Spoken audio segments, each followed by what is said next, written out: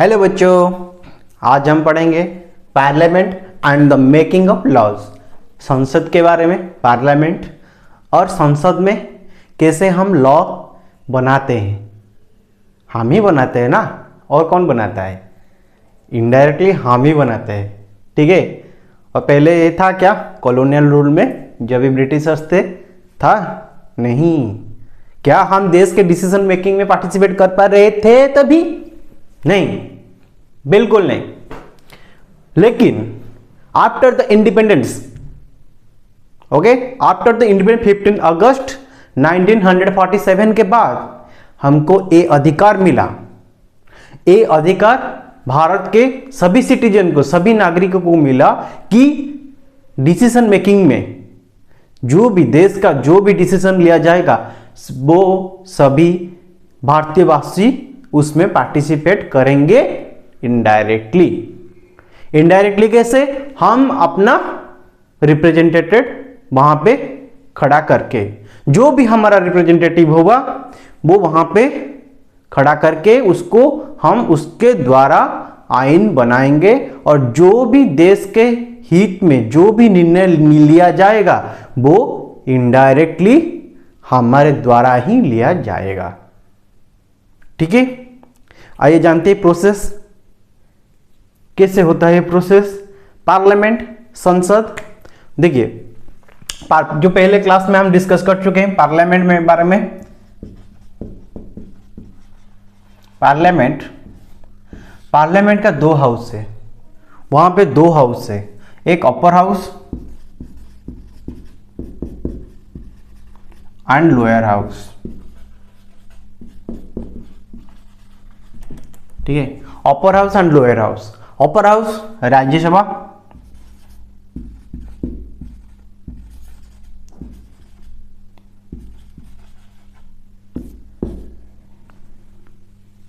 Rajya Sabha upper house and lower house Lok Sabha.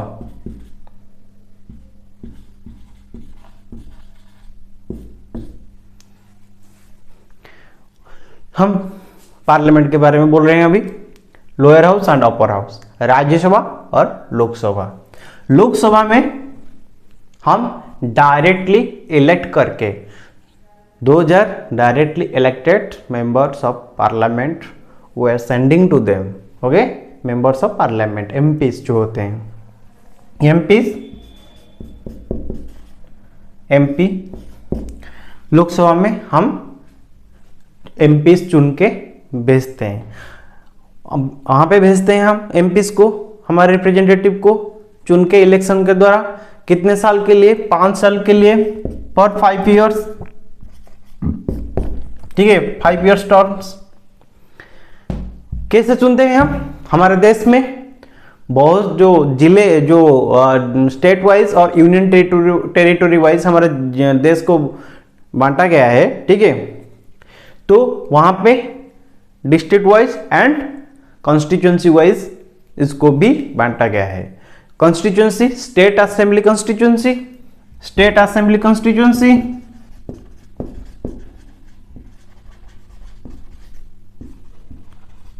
State assembly constituency and parliamentary constituency.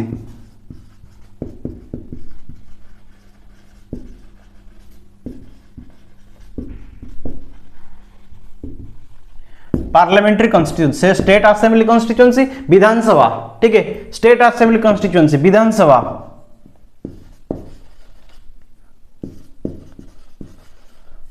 और parliamentary constituency संसद, Lok Sabha, Lok Sabha,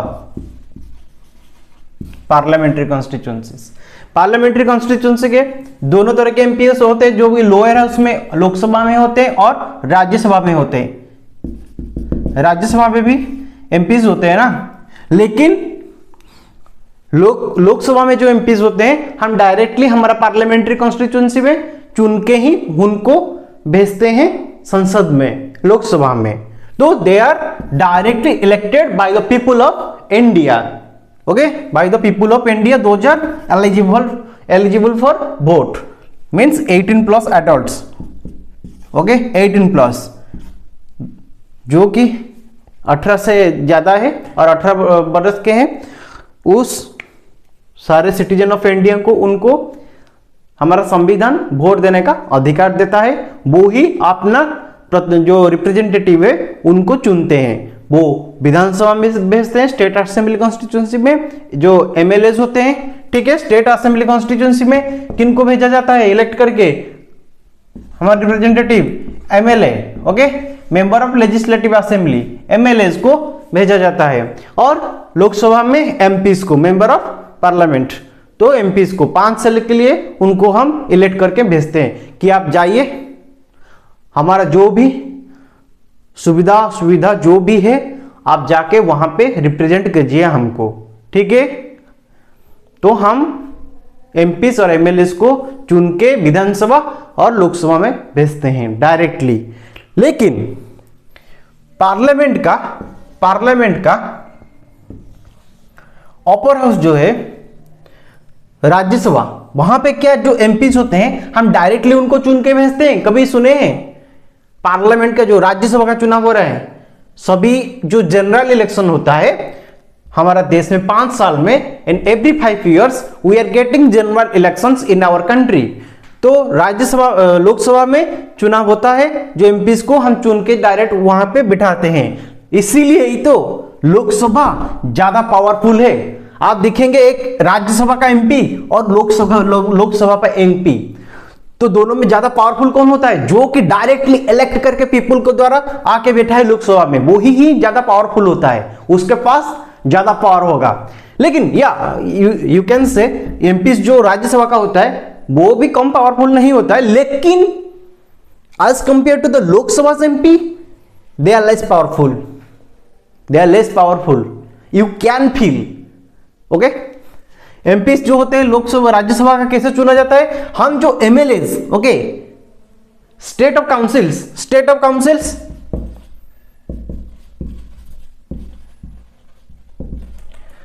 councils जो MLAs को हम चुनते हैं राज्य में, हमारे राज्य में विधानसभा में जो एमएलएज को हम चुनते हैं उनके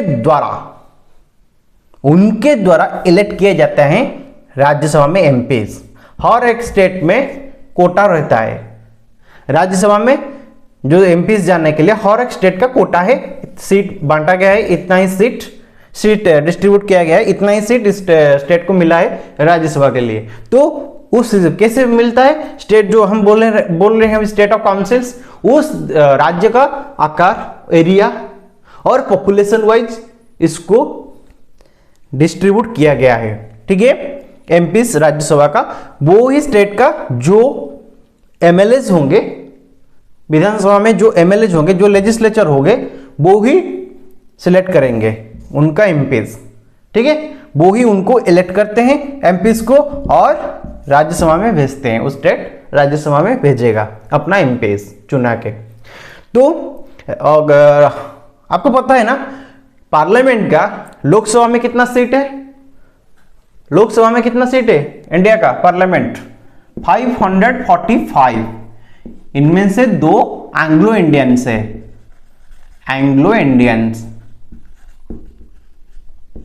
ओके, 2 एंग्लो इंडियंस है। और 543 सीटों में चुनाव जनरल इलेक्शन हर साल किया जाता है, ठीक है।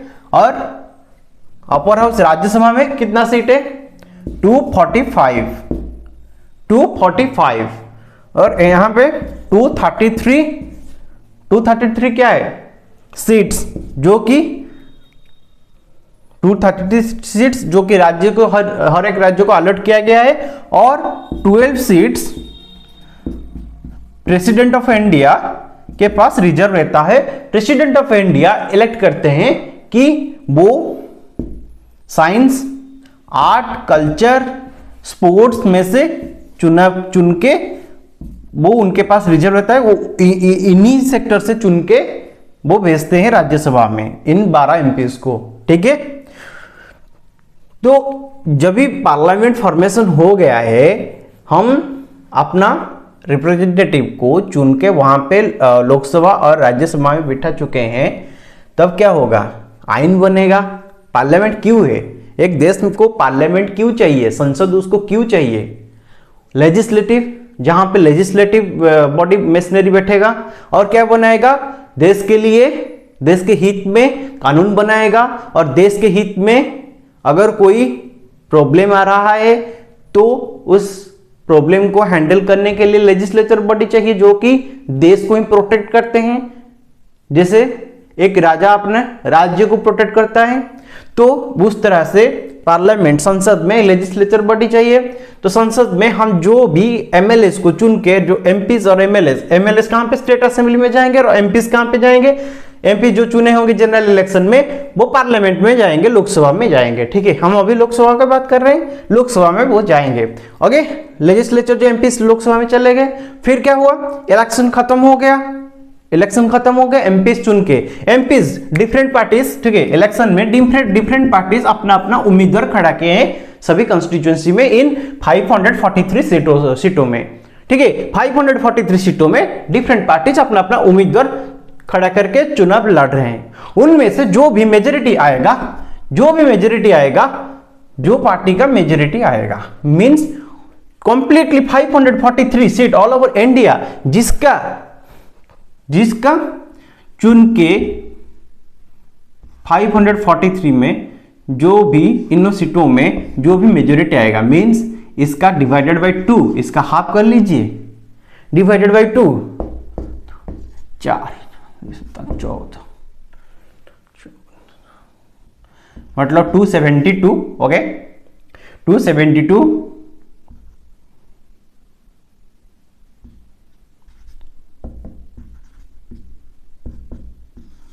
272 और 270, हम 245 का बात करें, 245 तो 273 से ज्यादा।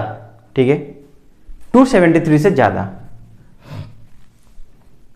273 का सीट जिसका आ गया, 272 से ज्यादा 273 का सीट जिसका आ गया, और इसका ऊपर भी मान लीजिए आ गया, क्योंकि अभी एमपीस का होता है कि मन बदल गया, चलिए दूसरे पार्टी में ज्वाइन कर लेते हैं, अभी इस तरह का चलता ही रहता है।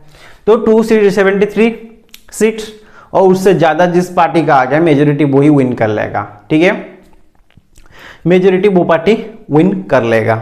फिर वही पार्टी को प्रेसिडेंट ऑफ इंडिया न्योता देंगे, राष्ट्रपति जी न्योता देंगे कि तुम आके सरकार बनाओ।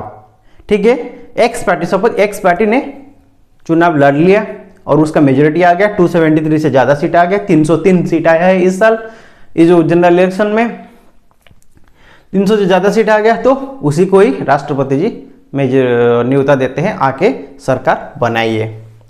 लेकिन यहां पे क्या होता है, अगर किसी पार्टी के पास मेजोरिटी 273 सीट नहीं आया है और उससे ज्यादा भी सीट नहीं आया है, इस तरह का चलता था हमारे देश में डिस्टर्बेंस बहुत सालों से, 40 सालों से, 30-40 सालों से चले आ रहा था। 30-40 सालों से क्या हो रहा था, एक ही पार्टी को मेजोरिटी नहीं मिलता था। वहां पे क्या होता था, अगर एक पार्टी को इतना सीट नहीं मिला है, मतलब 273 और उससे ज्यादा सीट नहीं मिला है, तो फिर क्या होगा, जो दूसरे सब पार्टी होंगे, ठीक है, दूसरे सब पार्टी एक ही एजेंडा पे वोट लड़ रहे हैं, वो पॉलिटिकल पार्टीज, उनका क्या कहना, तो वो एक ही एजेंडा में पॉलिटिक्स जो इलेक्शन लड़ रहे हैं, तो वो क्या करेंगे, जो मेजर पार्टी होगा जिसके पास बहुत सबसे ज्यादा मेजोरिटी आएगा, लेकिन वो बहुमत का आंकड़ा पार नहीं कर पाया है, ठीक है, उसके पास बहुमत का आंकड़ा नहीं है, तो वो पार्टी सभी जो दूसरे जो पार्टी होंगे, दूसरे जो रीजनल पार्टी होंगे, उनको वो अपने तरफ खींचेगा कि आइए हमारा साथ सरकार बनाइए और हम आपके साथ वो नेगोशिएट करते हैं, वो क्या कैबिनेट में उनको जगह देंगे या कुछ, वो छोड़िए, वो उनका है, वो इंटरनल मैटर है। तो वो क्या करते हैं, कोalition, तब क्या होता है, वो पार्टी सब आ जाते हैं, ठीक है, वो पार्टी देखते हैं हमारे पास तो मेजोरिटी नहीं है, हम थोड़ी ना जाके सरकार बना सकते, सेंटर जो यूनियन का गवर्नमेंट का, जो भारत का तो सेंट्रल में यूनियन में गवर्नमेंट नहीं बना सकते हैं, सरकार नहीं बना सकते हैं, प्राइम मिनिस्टर कैंडिडेट तो हम हो ही नहीं सकते, प्राइम मिनिस्टर तो कभी हम हो ही नहीं सकते, क्योंकि हम रीजनल पार्टी से, रीजनल पार्टी के पास कितना होगा, ज्यादा से ज्यादा कितना सीट आ जाता है उनका, 40, 45, 55, 70 मैक्सिमम। तो क्या ये 200 72 जो 272 273 और उससे ज्यादा का आंकड़ा पार कर चुके, नहीं कर पाएंगे। तो इसलिए वो क्या करते हैं, जो पार्टी जो मेजोरिटी लाया है लेकिन बहुमत का आंकड़ा नहीं पार कर पाया है, तो वो उनके साथ जुट जाते हैं और सरकार फॉर्मेशन करते हैं। तो इसी को कोआलिशन गवर्नमेंट बोलते हैं, कोआलिशन गवर्नमेंट। ओके, कोआलिशन गवर्नमेंट बहुत बार न्यूज में सुना होगा, कोआलिशन गवर्नमेंट। कोआलिशन गवर्नमेंट इसी को ही हम बोलते हैं। तो वो क्या करते हैं, फिर उनके पास मेजोरिटी आ जाता है, वो सरकार में वो सरकार बनाते हैं, ठीक है। और उनमें से कौन प्राइम मिनिस्टर कैंडिडेट होगा वो उनका पार्टी मीटिंग में निकल के आ जाता है, ठीक है। तो ये होता है कोएलिशन गवर्नमेंट। लेकिन जो अगर एक ही पार्टी ने, ठीक है, और एक ही पार्टी ने सभी सीट जीत के और जो मेजोरिटी का जो बहुमत का आंकड़ा पार करके 300 सीट ला चुका है अभी, तो वो सफिशिएंट है सरकार बनाने के लिए, उसको किसी का जरूरत ही नहीं है, किसी का हेल्प ही नहीं है। तो उसको राष्ट्रपति प्रेसिडेंट ऑफ इंडिया न्योता देंगे कि आप आके सरकार बनाइए, ठीक है। वो क्या करेंगे, ओके, उनका एक पार्टी मीटिंग उसके बाद होगा, वहां पे वो अपना लीडर चुनेंगे, लीडर ऑफ द हाउस, जो कि प्राइम मिनिस्टर होगा। प्राइम मिनिस्टर वो उनमें से लीडर चुन लेंगे उनका, तो वो प्राइम मिनिस्टर हो गए। तो आ जाइए, अभी शपथ ग्रहण का समय आ गया, आज शपथ ग्रहण होगा। तो शपथ ग्रहण के समय कौन शपथ दिलाता है प्राइम मिनिस्टर ऑफ इंडिया को? President of India. President of Bharat के राष्ट्रपति भारत के प्रधानमंत्री को शपथ दिलाते हैं। तो आइए, हो गए, शपथ ग्रहण हो गया, पीएम हमारा बन गए शपथ लेके। फिर पीएम तो अकेला सरकार नहीं चला सकते हैं, पीएम को सरकार चलाने के लिए उनका साथी सहयोगी चाहिए। तो वो क्या करेंगे, अपना कैबिनेट चलाने के लिए, कैबिनेट में क्या क्या क्या होगा डिपार्टमेंट, कैबिनेट में हेल्थ होगा, एजुकेशन होगा, फाइनेंस होगा, एक्सटर्नल अफेयर्स होगा और डिफेंस होगा। तो ये सब डिपार्टमेंट को चलाने के लिए उनको अपना साथी चाहिए, ठीक है। तो वो क्या करेंगे, जो एमपी जो उनका जो एमपी 300 एमपी उनका चुन के आए, वो उनमें से कुछ एमपी को यहां पे लाएंगे, कैबिनेट का मंत्री बनाएंगे। वो क्या बुलाते हैं, वो कैबिनेट ऑफ मिनिस्टर्स बोलते हैं हम उनको, कैबिनेट ऑफ मिनिस्टर्स, जो कि कैबिनेट में होंगे, ठीक है। उनको कौन शपथ दिलाएंगे, वो भी उनको प्रेसिडेंट ऑफ इंडिया शपथ, राष्ट्रपति जी, भारत का राष्ट्रपति, उनको शपथ दिलाते हैं, ठीक है। तब और कौन होगा, और भी प्राइम मिनिस्टर साहब को सहयोग करने के लिए, और इन जो कैबिनेट मिनिस्टर्स होंगे उनको सहयोग करने के लिए उनका भी साथी चाहिए। वो कौन होते हैं, मिनिस्टर ऑफ स्टेट्स, ओके। फिर मिनिस्टर ऑफ स्टेट्स चाहिए उनको, मिनिस्टर ऑफ स्टेट्स। तो मिनिस्टर ऑफ स्टेट्स बन गए सभी डिपार्टमेंट का, ठीक है, सभी डिपार्टमेंट का मिनिस्टर ऑफ स्टेट्स आ गए। तो ये कंप्लीटली एक मशीनरी हो गया, जो कि देश को चलाने के लिए एक एग्जीक्यूटिव मशीनरी है। We have discussed in previous classes that there are 3 types of machinery. One is legislature body, and one is executive body, and another one is judiciary body. Now we are discussing parliament, the executive body and also legislature body. Okay, तो ये हो गए executive. इनको कौन executive बनाया, legislature ने चुन के पीएम बनाया, और सब सम्मति से कैबिनेट मिनिस्टर बने सब, ठीक है। तो ये हो गए लेजिस्लेचर एंड एग्जीक्यूटिव हो गए। तो अभी पार्लियामेंट में आ जाइए, संसद भवन में आ जाइए। तो राज्यसभा का जो जनरल इलेक्शन होता है, उनका कोई वास्ता उसमें नहीं होता है, क्योंकि उनका जो टर्म चलेगा वो 5 इयर्स का जो उनका जो टर्म चलता है उसमें वो रिटायर हो जाते हैं, उनका 5 ईयर टर्म पूरा होने से, और वो फिर नॉमिनेटेड होके इलेक्ट होके वो आ जाते हैं उस स्टेट से, रिस्पेक्टिव स्टेट से आ जाते हैं राज्यसभा में। तो वो जनरल इलेक्शन में पार्टिसिपेट नहीं करते उनका राज्यसभा का मेंबर्स, ठीक है। सिर्फ लोकसभा का मेंबर्स, पार्लियामेंट का लोकसभा का मेंबर्स इलेक्शन में पार्टिसिपेट करते हैं और जीत के चुन के एवरी 5 इयर्स में आते हैं। तो यहाँ पे हो गए, ठीक है। यहाँ पे हमारा बॉडी तैयार है, लेजिस्लेटिव जो executive body and legislature body तैयार है। तो लोकसभा में आके बैठ गए। यहाँ पे क्या होगा, लोकसभा में क्यों आए? देश को चलाने के लिए, ठीक है, देश को चलाने के लिए। तो अभी क्या होगा, देश को चलाने के लिए हमको कुछ लॉज बनाना पड़ेगा, रूल्स एंड रेगुलेशन बनाना पड़ेगा एज पर द कॉन्स्टिट्यूशन को नजर रखते हुए, ठीक है। चलिए अभी देखिए यहां पे और एक बात, यहां पे जो एमपीज चुन के आए हैं वो 300 एमपीज है, वो मेजोरिटी पाए हैं जो पार्टी का, वो उनका सरकार होगा, वो रूलिंग पार्टी के नाम से जाना जाएगी। तो वो रूलिंग पार्टी में, पार्लियामेंट्री हाउस में रूलिंग पार्टी में बैठेंगे सभी। और जो एमपीज, बाकी का एमपीज है 543, 45 और 2 एंग्लो इंडियंस भी है। तो बाकी का जो एमपीज है वो कहां पे आके बैठेंगे, वो जो अदर एमपीज होंगे वो उनका उनके अंदर एक वो कोalition फॉर्मेशन करेंगे, ठीक है, उनके अंदर वो कोalition फॉर्मेशन करेंगे और सभी आके ऑपोजिशन में बैठेंगे और उनमें से एक उनका लीडर भी चुनेंगे। जिस तरह से लीडर ऑफ द हाउस होते हैं कौन, लीडर ऑफ द हाउस होते हैं प्राइम मिनिस्टर, इस तरह लीडर ऑफ द ऑपोजिशन भी एक कहलाएंगे। वो सभी पार्टियों से किसी को चुन के वो वहां पे बैठाएंगे, सभी जो ऑपोजिशन का एमपीज होंगे, leader of the opposition. Okay, leader of the opposition आगे, लीडर ऑफ द हाउस अभी आगे। तो पार्लियामेंट को, जो पार्लियामेंट का लोकसभा को कौन प्रिजाइडिंग करते हैं, कौन करते हैं? The speaker of the house, speaker, speaker of the house, speaker of the house पर संसद जो लोकसभा को चलाते हैं और प्रिजाइडिंग करते हैं, ठीक है। और राज्यसभा को कौन प्रिजाइडिंग करते हैं? राज्यसभा को vice president, vice president, the presiding officer, the presiding officer, the presiding of Rajya Sabha. Okay, Rajya Sabha. तो अभी आ जाइए लोकसभा में, लोकसभा पर प्रिजाइडिंग कौन, प्रिजाइडिंग उसको करता है लोकसभा को, स्पीकर ऑफ द हाउस, ठीक है। तो अभी जो क्वेश्चन आवर सेशन, जो भी राज्यसभा, जो लोकसभा का बजट, जो बजट अगर आइए सेशन चल रहा है लोकसभा का, सेशन में क्या होता है, सेशन में क्वेश्चन आवर होता है। पहले सेशन में पहले क्वेश्चन आवर होता है। क्वेश्चन आवर में सरकार 5 साल के लिए चुन के आए, सरकार 5 साल के लिए चुन के आया है, तो उसमें उसका कार्यकाल कैसा है, वो किस तरह का स्कीम्स लाता है, वो किस तरह का लॉज बनाता है, क्या वो लॉज क्रिटिसाइज है, क्या वो laws against the people of India है, तो वो जो स्कीम्स बनाए वो सही तरीके से इंप्लीमेंट हो रहा है या नहीं, क्या वो स्कीम्स वाकई में सिटीजन्स को बेनिफिट दे रहा है।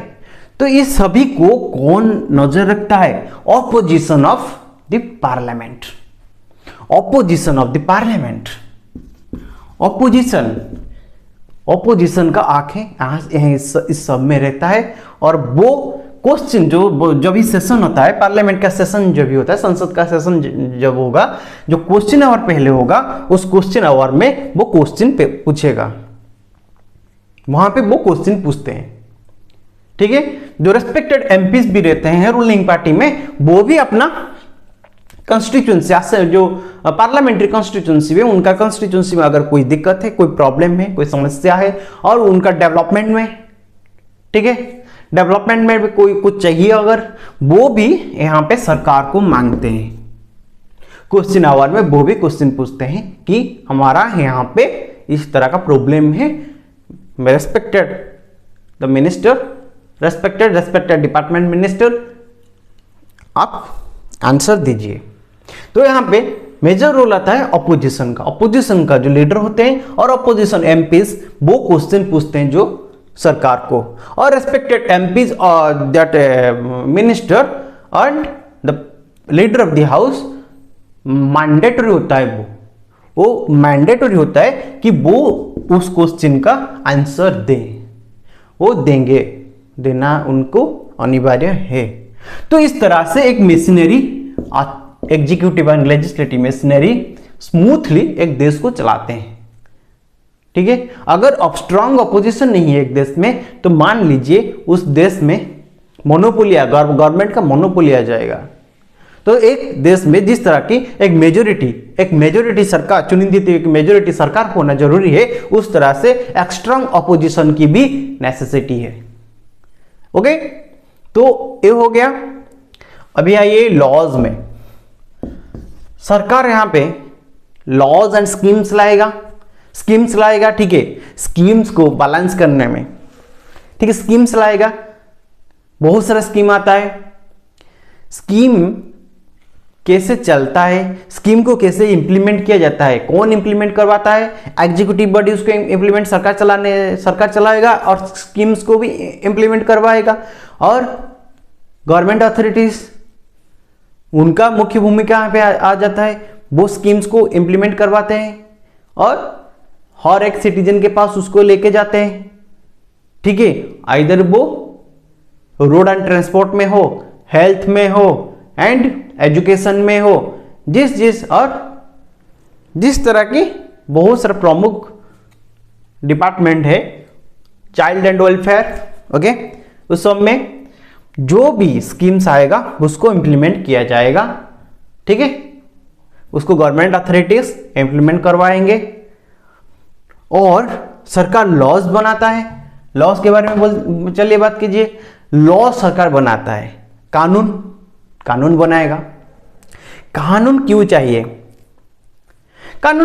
हमारा पास हमको कानून क्यों चाहिए? देखिए, कानून पहले हमारा कॉन्स्टिट्यूशन में सब आर्टिकल वगैरह सब कुछ है, पहले ही प्री डिफाइंड होके लिखा गया है, आर्टिकल्स एंड ऑल। संविधान में कानून है, हमारे पास आईपीसी है, इंडियन पिनल कोड, हमारे पास सीआरपीसी है, हमारे पास ऑलरेडी सब डिफाइन करके लिखा गया है, हमारा संविधान में सब कुछ है, ठीक है।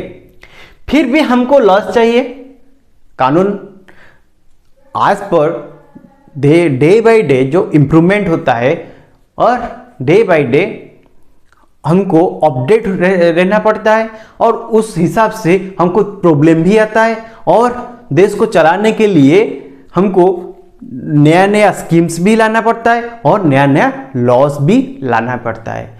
तो लॉज को अमेंडमेंट सरकार ये में कॉन्स्टिट्यूशन में अमेंडमेंट करवाते हैं, ठीक है। संसद में क्या होता है, कैसे लॉ आएगा? लॉ डायरेक्ट नहीं आता, आइन डायरेक्ट नहीं बनता है। आइन कैसे आएगा, लॉज कैसे बनेगा? पहले एक बिल के द्वारा वो पेश किया जाएगा। बिल पहले पेश होगा, कहां पे पेश होगा? बिल इंट्रोड्यूस किया जाएगा पार्लियामेंट में, पार्लियामेंट का लोअर हाउस में, ठीक है। पहले बिल पार्लियामेंट का लोअर हाउस मतलब लोकसभा में इंट्रोड्यूस किया जाएगा। उसके बाद क्या होगा? जो वहां पे बिल पारित हो गया, मान लीजिए डोमेस्टिक वायलेंस एक्ट के बारे में हम बात करेंगे।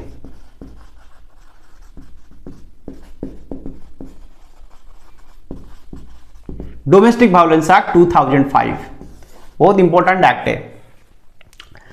वहां पे क्या हुआ, कैसे सरकार कैसे ये बिल लाए, कैसे कानून बना और कैसे ये कानून पारित भी हुआ।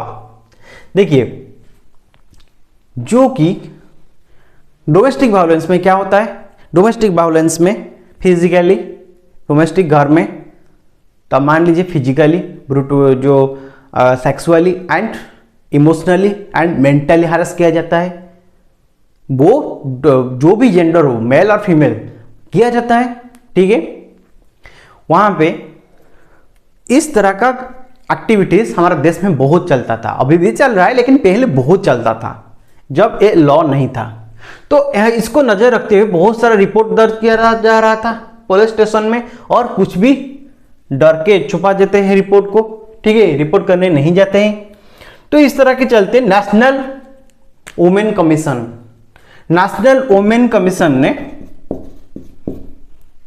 बहुत सारा रिपोर्ट वो पाया गया वहां पे कि इस तरह का डोमेस्टिक वायलेंस का जो इंसिडेंट है देश में बढ़ते चला जा रहा है। वो वहां पे क्या हुआ, फिर वो इंसिडेंट आया, वो न्यूज में भी आया, ठीक है, इंसिडेंट, और बहुत ब्रॉडकास्टिंग उसका हुआ, इस तरह से पब्लिक अवेयरनेस भी उसमें जारी किया गया। फिर क्या गया, एक सरकार ने क्या किया, एक एमपीज के जो क्वेश्चन आवर में एक एमपीज ने इसके बारे में पूछा पार्लियामेंट में, और सरकार क्या किया, इसको प्रायोरिटी देते हुए पार्लियामेंट्री स्टैंडिंग कमेटी बनाया गया। Parliamentary standing committee, parliamentary standing committee बनाया गया कि इसके बारे में जानने के लिए। और पार्लियामेंट्री स्टैंडिंग कमेटी को national women commission and other women organisation जो है सभी रिपोर्ट दिए इसको, ठीक है। और इस सभी के रिपोर्ट के आधार में वो आके गवर्नमेंट को सूचित किया कि, और रिपोर्ट दिया गया गवर्नमेंट ऑफ इंडिया को कि इस तरह सभी रिपोर्ट मिल रहा है, इस तरह का वायलेंस जो है बहुत ज़्यादा बढ़ चुका है, अभी हमको इसमें कानून बनाना चाहिए, अभी ये सब्जेक्ट ऑफ मैटर है। तो तब क्या किया गया, सरकार गवर्नमेंट ऑफ इंडिया ने लोकसभा में बिल पारित किया। जब भी सेशन था, लोकसभा का सेशन, पार्लियामेंट का सेशन में बिल पारित किया, बिल पेश किया गया। पहले बिल पेश किया गया, इंट्रोड्यूस किया गया लोकसभा में। तो लोकसभा में मेजोरिटी वोट में डिस्कशन, फिर क्वेश्चन आवर हुआ और डिस्कशन हुआ, फिर यहाँ पे बिल पारित, जो मेजोरिटी में बिल पारित हो गया लोकसभा में। फिर लोग वो बिल कहाँ गया, राज्यसभा में वो बिल गया, राज्यसभा में वो बिल गया। और राज्यसभा में अगर देखिए, अगर ये लोकसभा में पारित हो जाता है और जाके राज्यसभा में अटक जाता है, मतलब राज्यसभा में पारित नहीं होता है बिल, तो फिर क्या होगा, ये बिल पारित नहीं होने से बिल कानून में बदल नहीं सकता है और ये कोलैप्स हो जाएगा, ठीक है। तो इसके चलते ये बिल क्या हुआ, जो डोमेस्टिक वायलेंस एक्ट का बिल, वो जाके राज्यसभा में भी उस टाइम पारित हो गया। फिर क्या हुआ, ये बिल जाके पारित होके प्रेसिडेंट ऑफ, फिर क्या कानून बन जाएगा, नहीं, ये प्रेसिडेंट ऑफ इंडिया के पास गया, प्रेसिडेंट ऑफ इंडिया के पास गया, और प्रेसिडेंट ऑफ इंडिया का असेंट मिलने के बाद ही ये बिल कानून में पारित हुआ। और डोमेस्टिक वायलेंस एक्ट 2005 के नाम से इसको हम जानते हैं, और इसके चलते सीआरपीसी और आईपीसी में धाराएं लागू करवाया गया, ठीक है। इस तरह की लॉज हम एक एग्जाम्पल लिए, और एक लॉज है, कुछ लॉज भी गवर्नमेंट के द्वारा जो लॉ बनाए गए, स्कीम्स लाए गए, वो भी कंट्रोवर्शियल कुछ है, जैसे कि farm law, 3 farm laws, 3 farming law को, जिसको गवर्नमेंट को रोल बैक करना पड़ा प्रोटेस्ट के चलते। उसके चलते दिल्ली में और देश के बहुत इलाका में, बहुत शहरों में प्रोटेस्ट होने लगा। छोड़िए वो कंट्रोवर्शियल है, वो प्रोटेस्ट देश के हित में था या इलेक्शन जीतने के लिए, मौजूदा सरकार को गिराने के लिए था, तो वो तो कंट्रोवर्शियल है, हम इसके बारे में बात नहीं करेंगे। लेकिन प्रोटेस्ट हुआ, प्रोटेस्ट हुआ, ठीक है। इसीलिए सरकार ने क्या किया, सरकार ने उस बिल को रोल बैक किया। तो एक कंट्रोवर्शियल बिल है, इस तरह का इंसिडेंट ज्यादा दिखने नहीं मिलता है, लेकिन इसमें फार्म लॉ में, 3 फार्म लॉज में दिखने मिला। तो इसका भी एक एग्जाम्पल हम ले लिए, ठीक है। इस तरह से सभी सेक्टर में, सभी क्षेत्रों में सरकार लॉ लाता है, और लोकसभा और विधानसभा, जो राज्यसभा में पारित होने के बाद वो असेंट लेने के लिए प्रेसिडेंट ऑफ इंडिया के पास जाता है वो बिल, फिर वो कानून में परिवर्तित होता है, ठीक है। Okay, thank you.